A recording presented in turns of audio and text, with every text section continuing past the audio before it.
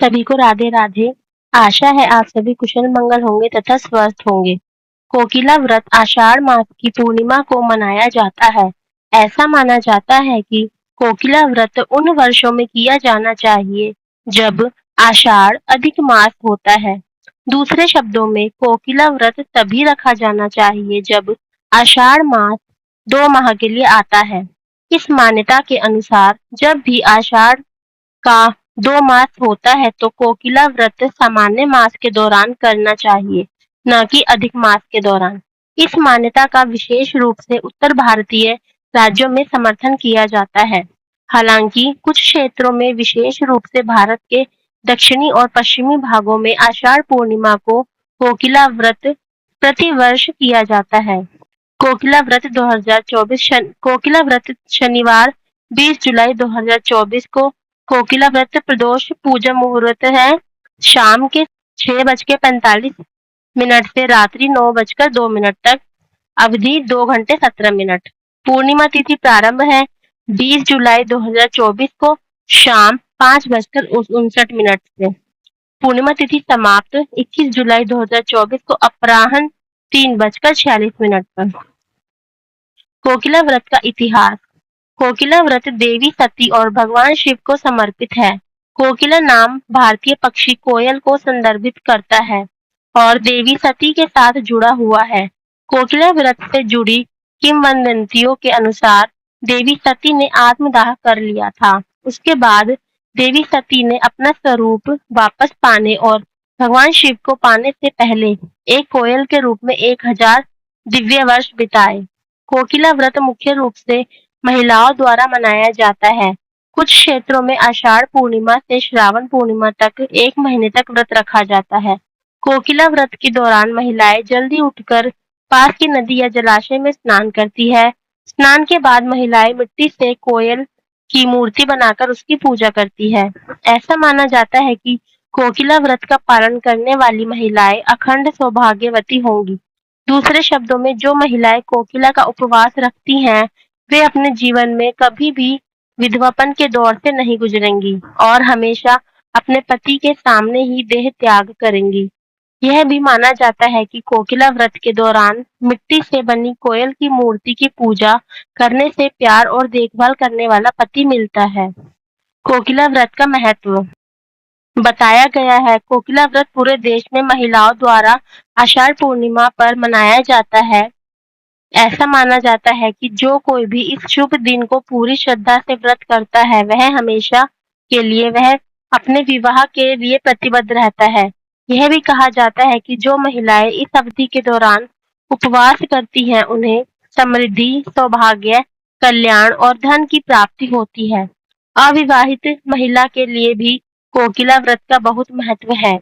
ऐसा माना जाता है कि अच्छे पति की इच्छा करने वाली लड़कियों को शुभ व्रत का पालन करना चाहिए और देवी पार्वती से आशीर्वाद पाने के लिए कोयल पक्षी की मूर्ति की पूजा करनी चाहिए। यह महिलाओं को भौमा दोष जैसे विभिन्न दोषों से छुटकारा पाने में मदद कर सकता है, जो उनके विवाहित जीवन में बाधा डालते हैं। कोकिला व्रत 2024 के लिए अनुष्ठान। हिंदू पौराणिक कथाओं में पूजा की परंपरा देवताओं और मूर्तियों तक ही सीमित नहीं है। इसमें पेड़, पक्षी और जानवर भी शामिल हैं।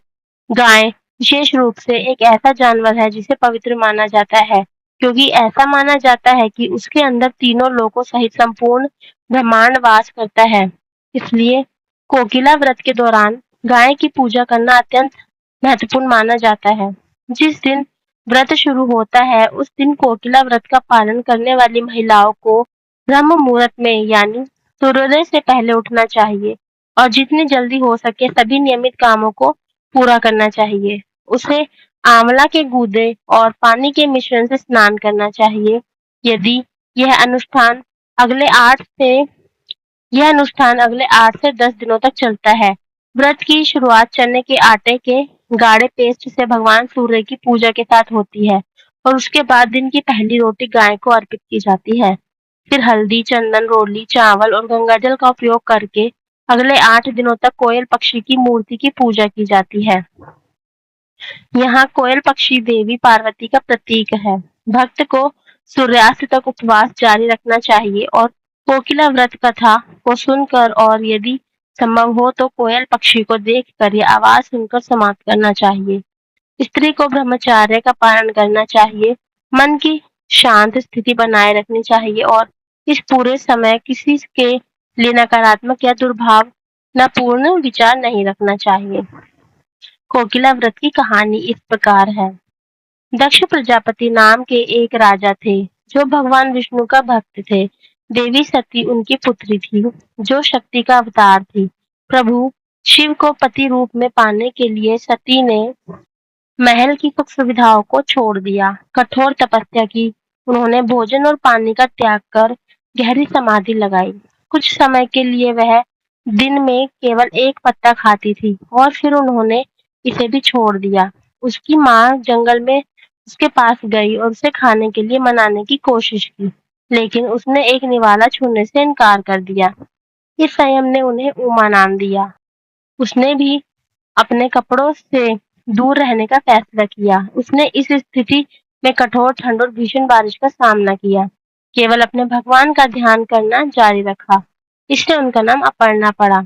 उसकी तपस्या आखिरकार फलीभूत हुई। अपनी भक्ति की सीमा को महसूस करते हुए शिव ने उनके सामने प्रकट होने का फैसला किया। उनकी इच्छा को स्वीकार करते हुए वह उन्हें अपनी पत्नी के रूप में स्वीकार करने के लिए तैयार हो गए। हालांकि सती के अभिमानी पिता दक्ष इस बात से प्रसन्न नहीं थे। वह एक विष्णु का भक्त थे और चाहते थे कि देवी सती भगवान विष्णु को पति रूप में स्वीकार करें। लेकिन सती शिव से विवाह करने के अपने निर्णय पर अडिग थी। वह भगवान शिव को पाकर पत्नी उनके साथ कैलाश चली गई। दक्ष को ये बात बर्दाश्त नहीं हुई और उन्होंने अपनी बेटी को परिवार के बाकी लोगों से बहिष्कृत करने का फैसला किया।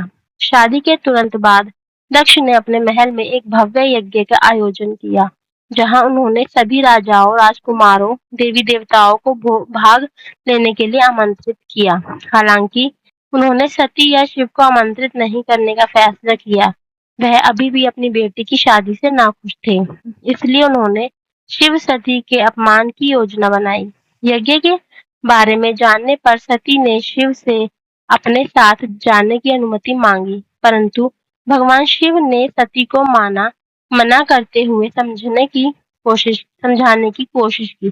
परेशान माता सती ने भव्य आयोजन में भाग लेने की ठानी और शिव की इच्छा के विरुद्ध अपने पिता के यज्ञ में अकेली गई। शिव ने उन्हें वहां जाने के खिलाफ चेतावनी दी थी। आखिर में जब सती ने उनकी बात नहीं मानी, तो उन्होंने नंदी और गणों की सेना साथ में भेजी। देवी सती को यज्ञ में आते देख दक्ष क्रोधित हो गए।